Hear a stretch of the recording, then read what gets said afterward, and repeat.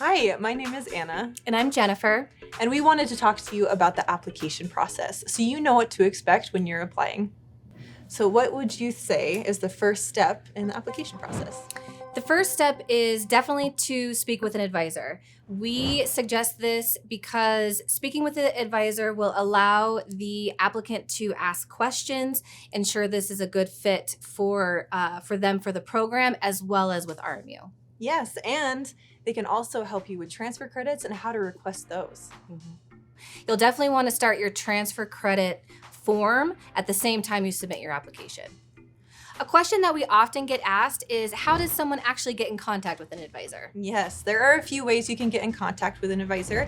If you've requested information, our appointment coordinators usually reach out to you to connect you with an advisor. Or on our website, there's an option to schedule an appointment for a time that works for you and the advisor. You can also call us directly, and if an advisor is available, you can talk then. We definitely suggest making an appointment. We want to respect your time, and we want to make sure that whenever you contact us, we are available to answer any questions you might have about the program. So the next step is to submit an online application through our website. You're going to fill out your personal information first, and then you're going to upload a resume or CV, whatever format you'd like to use is fine. Make sure in your resume or CV that you include your work history, your experience, any sort of community service. Oftentimes the programs don't have an interview process, so this is an opportunity for you to showcase what you have brought to the profession and why you want to continue your education. Yeah, and don't be afraid to make it longer than 2 pages. They'd love to know about you. Yes. So the next part is to upload a current form of ID. That could be your driver's license, passport, those kinds of things. Also, you need to upload a healthcare license. Yeah, so obviously, if you don't have a healthcare license, for example, for our counseling program, you wouldn't have a healthcare license, so you wouldn't need to upload that. However, if you do, if you're an athletic trainer, if you're an occupational therapist, yes, you'll want to go ahead and upload a copy or a picture of that healthcare license in your application. Yes. And then the last thing on the application is a statement of professional goals. This is an essay that's only about 300 to 500 words, so it's not too long. This is going to be what your professional goals are, how this program is going to help you get there, and why you've selected Rocky Mountain University to apply for. So a few tips about the essay that you're going to be writing in your application.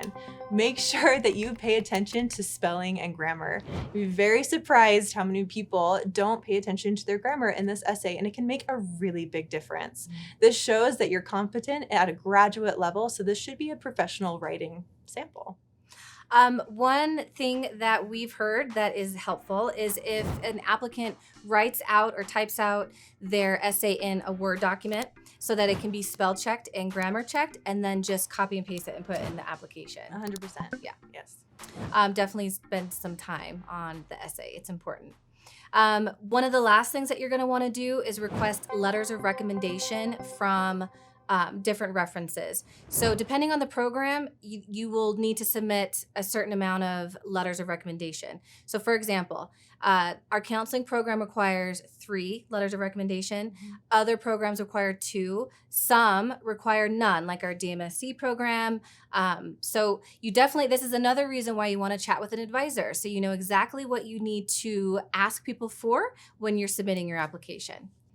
Is there anything that you could suggest? Any tips or tricks about the letters of recommendation? Yes, yeah. So when you're requesting those letters of recommendation, make sure you're requesting them from a supervisor or a professional colleague that's actually seen you in practice so they can speak on your work ethic.